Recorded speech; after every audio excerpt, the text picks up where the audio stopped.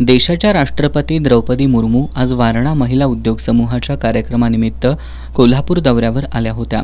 या दरम्यान दुपारी 12च्या सुमाराला राष्ट्रपतींचा ताफा करवीर निवासिनी अंबाबाई देवीच्या दर्शनासाठी आला। या दरम्यान शहरातील दसरा चौक, लक्ष्मीपुरी, राजर्षी शाहू खासबाग मैदान, मिरजकर तिकटी, CPR रुग्णालय चौकासह शहरातील सर्व प्रमुख मार्गांवर मोठा पोलीस फौजफाटा बंदोबस्तासाठी तैनात करण्यात आला होता।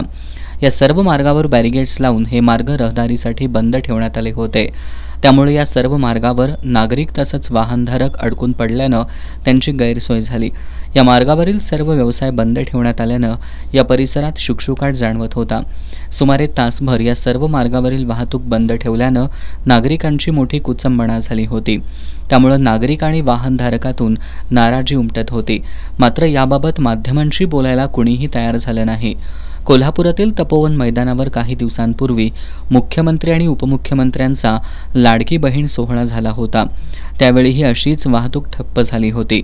वारंवार होत असलेले VIP दौरे सर्वसामान्यांसाठी मात्र त्रासदायक ठरतायत।